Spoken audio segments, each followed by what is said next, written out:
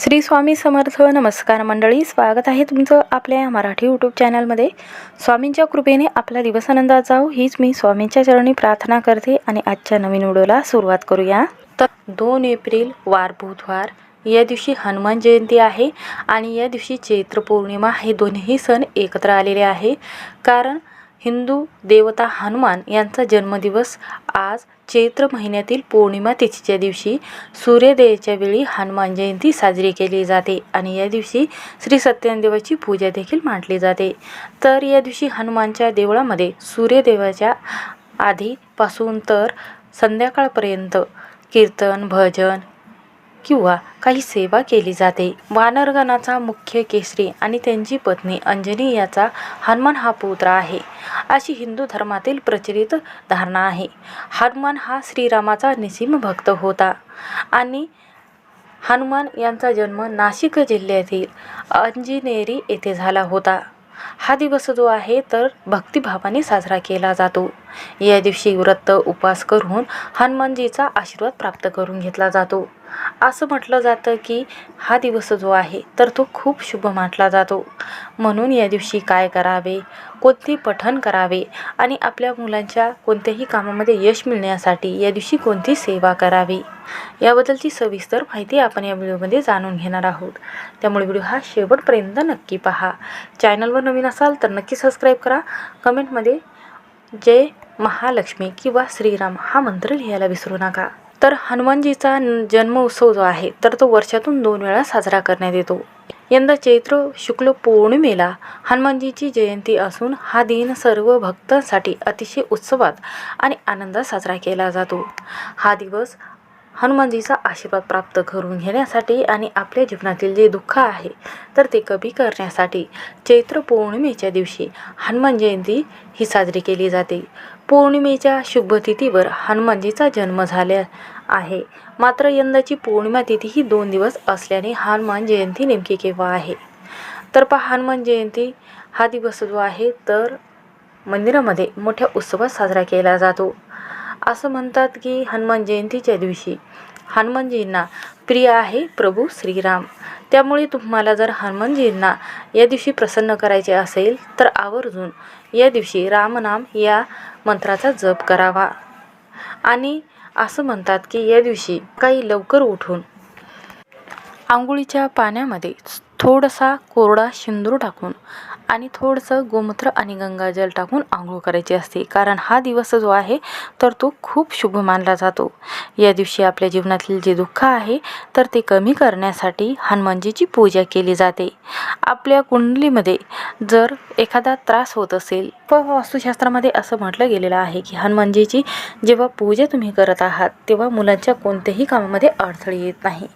कारण मुलांच्या कोणत्याही कामामध्ये विघ्न येऊ नये, आर्थिक स्थिती चांगली राहावी, पैशाचा संबंधित त्यांना समस्या येऊ नये, व्यवहार चांगला चालावा, व्यवसाय चांगला चालावा आणि मुलाचे कोणत्याही समस्या ज्या आहे बुद्धीमध्ये प्रगती व्हावी किंवा कोणत्याही कामामध्ये त्यांना भरभरून यश मिळण्यासाठी हा दिवस जो आहे हनुमान जयंती आपल्या मुलांची भरभरून प्रगती होण्यासाठी खूप महत्त्वाचा मानला जातो.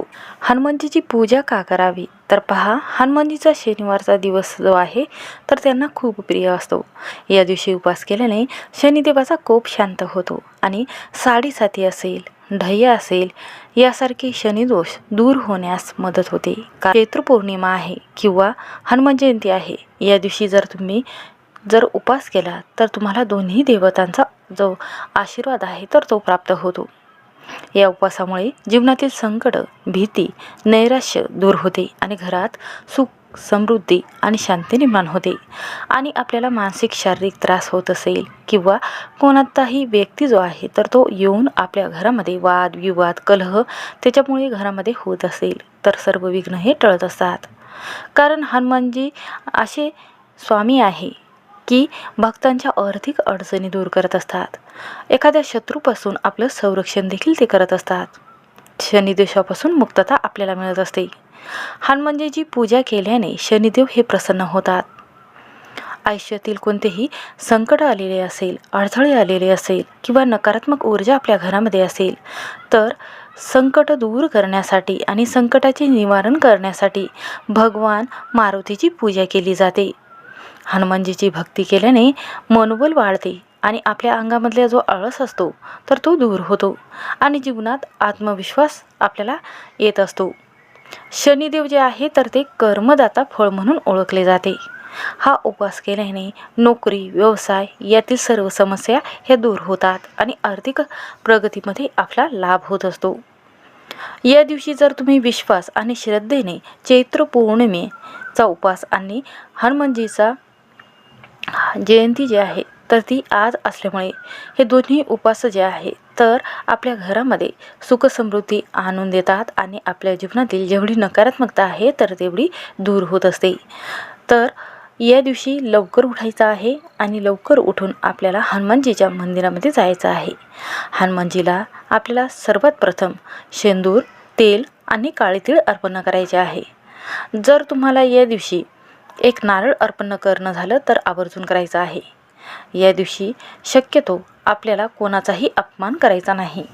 मांसाहारी पदार्थ खायचे नाही. या दिवशी हनुमानजीच्या मंदिरात गेल्यानंतर आपल्याला काही नैवेद्य अर्पण करायचा असतो, ज्यामुळे आपल्याला सर्व देवांचा आशीर्वाद जो आहे तर तो प्राप्त होत असतो. मारुतीला कलियुगातील देव म्हटले गेलेले आहेत. हनुमान जयंतीनिमित्त लोक जे आहेत तर मंदिरामध्ये जाऊन पूजा करतात, ज्यामुळे हा त्रास जीवनाला जो लागलेला आहे तर तो कमी होत असतो. शुभ नक्षत्र जे आहे, ग्रह नक्षत्राचं शुभ फळ आपल्याला प्राप्त होते. वाईट शक्तीपासून आपलं संरक्षण होत असते. अनेक समस्यापासून आपली मुक्तताही होत असते आणि हनुमानजीकडे प्रत्येक समस्येचं निवारण करण्याची शक्ती आहे. म्हणूनच असं म्हटलं जातं की संकटापासून मुक्तता होण्यासाठी हनुमानजीला एक शक्तिशाली देव म्हटलं गेलेलं आहे. ते रामाचे भक्त होते. त्यांच्या जयंतीनिमित्त हा दिवस जो आहे तर तो साजरा केला जातो. आपल्या जीवनात शक्ती, धैर्य आणि श्रद्धा आणि भक्तीचे प्रतीक मानल्या जाणाऱ्या हनुमानजीचा जन्म चैत्र पौर्णिमेला झाला होता. लोक या दिवशी मंदिरामध्ये जाऊन त्यांची पूजा करत असतात. हनुमानजीची पूजा केल्याने भूत आणि नकारात्मक शक्तीचाही अंत होतो आणि या दिवशी हनुमान चालीसा आणि सुंदरकांड या पठणाचं पठण केल्याने आपल्या मुलांच्या कोणत्याही कामामध्ये समस्या येत नाही, अडथळे येत नाही आणि कोणतंही अचानक विघ्न येत नाही. म्हणूनच हनुमानजीची पूजा केली जाते. कारण हा दिवस जो आहे तर मंदिरामध्ये साजरा करण्याची पद्धत जी आहे तर ती मोठ्या प्रमाणात असते. हनुमान जयंतीनिमित्त भक्त हनुमानच्या मंदिरात जातात आणि तिथे पूजा अभिषेक केला जातो. हनुमानजीचे नामस्मरण केले जाते.